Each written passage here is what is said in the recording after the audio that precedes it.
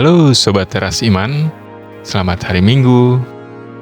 Hari ini, tanggal 8 Maret, seluruh dunia sedang merayakan International Women's Day, atau Hari Perempuan Internasional. Tapi ada satu fakta sejarah yang luar biasa unik. Kenapa harus tanggal 8 Maret? Ternyata ini bermula di tahun 1917 saat Perang Dunia Pertama.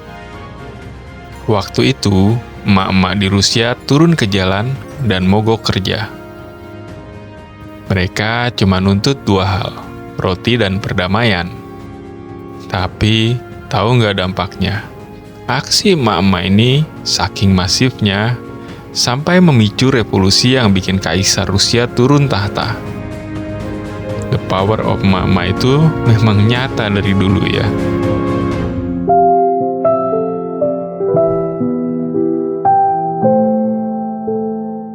Tapi bagi kita pria Kristen, tanggal 8 Maret ini bukan sekedar perayaan sejarah.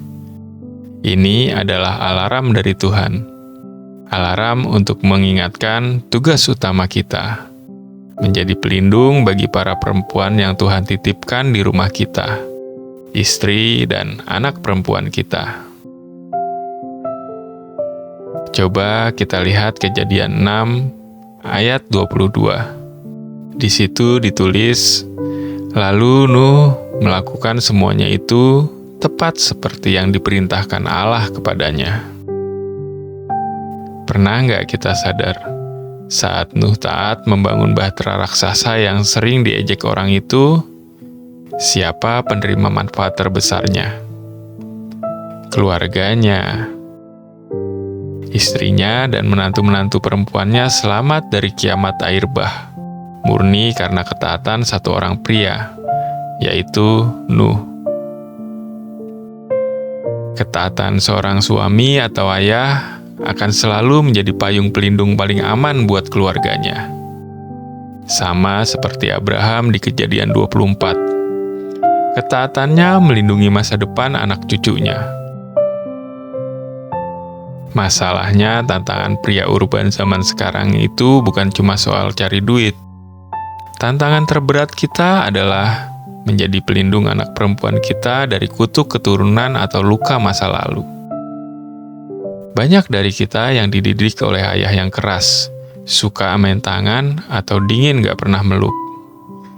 Lalu saat kita punya anak, sadar atau enggak, otak kita memutar kaset lama itu. Kita jadi kasar sama istri, kita jadi kaku sama anak perempuan kita.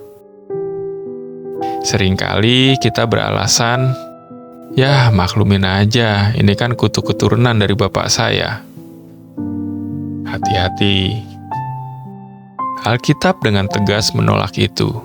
Di Yehezkiel 18 dibilang, anak tidak menanggung dosa ayahnya. Yang sering kita sebut kutuk itu sebenarnya cuma perilaku yang dipelajari alias learned behavior dan rentetan konsekuensi dosa. Di kayu salib, Yesus sudah mematahkan semua kutuk itu.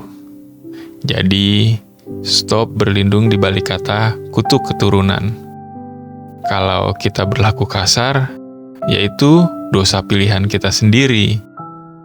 Jangan salahkan masa lalu. Tugas kita sekarang adalah menjadi cycle breaker, pemutus rantai trauma itu. Saya tahu itu berat. Jujur, untuk memutus kebiasaan buruk puluhan tahun itu, ilmu parenting manapun gak akan cukup. Kita butuh bantuan supranatural. Rasul Paulus mengingatkan di 2 Korintus 3 ayat 5. Kesanggupan kami adalah pekerjaan Allah. Kita gak sanggup pakai kekuatan sendiri, bro. Kita butuh Roh Kudus untuk melembutkan hati kita yang sekeras batu ini. Kita butuh Tuhan untuk memampukan kita memeluk anak perempuan kita, supaya dia nggak mencari pelukan dari pria hidung belang di luar sana. Pagi ini, mari ambil waktu sejenak.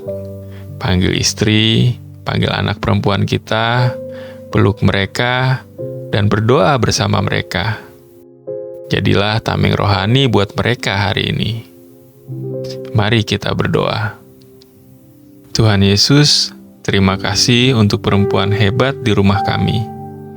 Hari ini kami mau memutus semua rantai kebiasaan buruk dari masa lalu kami. Penuhi kami dengan Roh Kudus, beri kami kesanggupan untuk menjadi ayah dan suami yang melindungi, bukan melukai.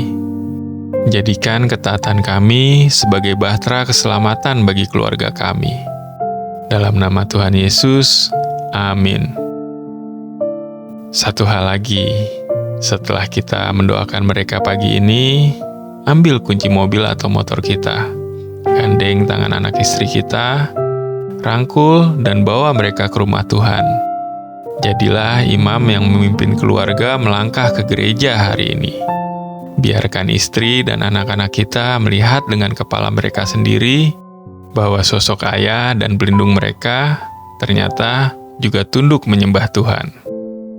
Selamat hari Minggu pejuang keluarga, selamat beribadah bersama orang-orang tercinta.